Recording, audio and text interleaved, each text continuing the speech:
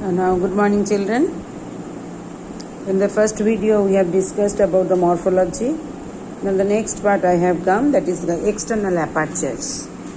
External apertures are nothing but the openings which are present in earthworm's body are mouth, anus, dorsal pores, spermatical openings, genital openings, and nephridiopores.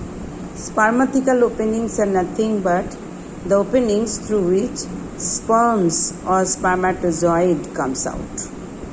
Second one is called genital openings. Both male and female reproductive organs come out. Egg and ova, egg or ova and the sperms come out. These are called genital openings. Spermatical openings are the openings through which sperms will be received by the female earthworm. That is called the spermatical opening. So these are the openings which are present on the earthworm's body, in earthworm's body. The dorsal pores, one by one we will be discussing. The mouth and anus we have told. Mouth is present in the first segment which is called the peristomium, and the anus is present in the last segment which is called pygidium. That's why first two had not discussed. Now dorsal pores. Dorsal pores are present from the 10th segment onwards till the end, last segment. Present from the 10th standard on 10th segment onwards. The coelomic fluid communicates. Coelomic means body cavity which is filled with a fluid which is called coelomic fluid. Communicates outside, comes out through these dorsal pores. Comes out, that means communicate to the exterior through these dorsal pores and keep the body surface moist, and which makes the organism free from the harmful microorganisms. Because of the secretion of this coelomic fluid from the through the dorsal pores, no microorganism can infect them. That is the preventive measures that nature has given to them. Now next one is called the spermatical openings. I was telling, three pairs of small ventral side, but not the central region, lower side towards the on both the sides, that is called lateral side. That is why it is called ventrolateral apertures, lying intersegment means in between the segment. The line is which is making the compartment in that area only. That is called intersegmentally between the groups of the segment. In between 6 to 7 segment is there. The line is, the groove is there.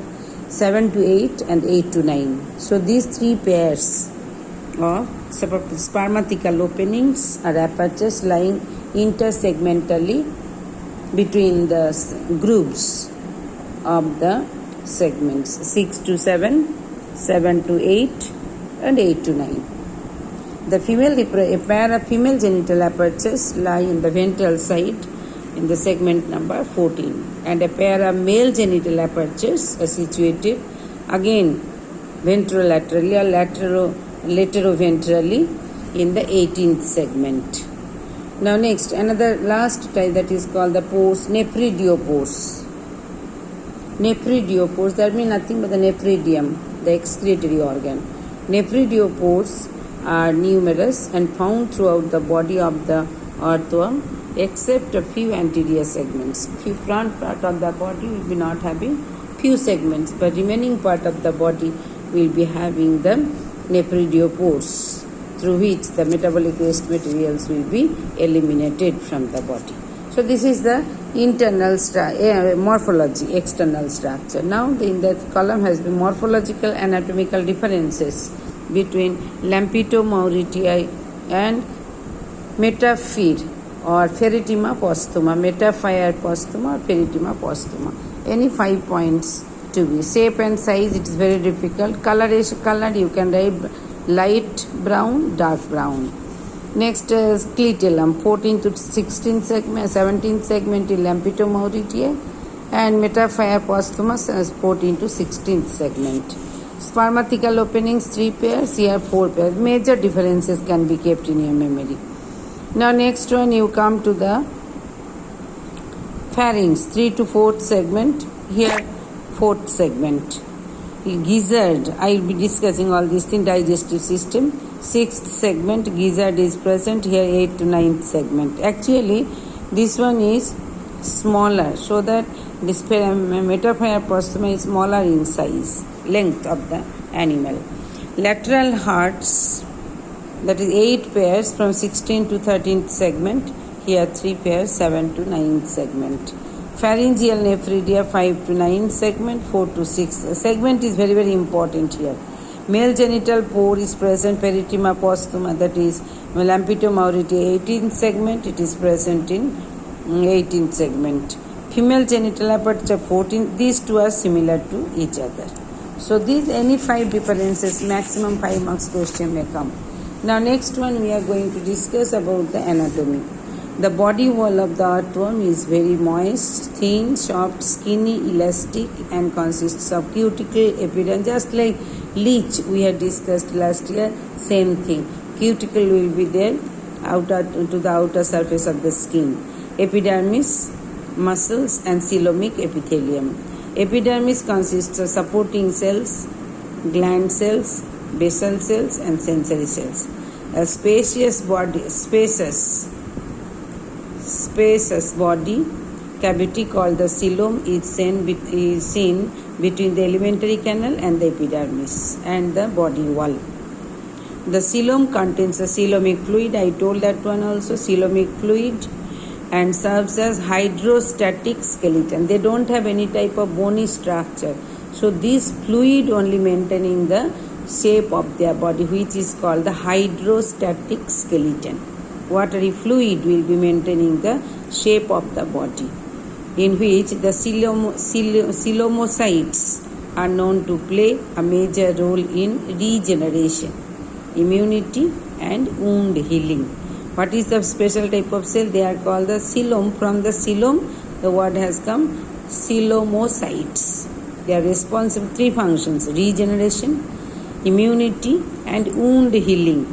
The coelomic fluid of earthworm is milky and alkaline, which consists of granulocytes or eliocytes, amoebocytes, mucocytes, and leukocytes.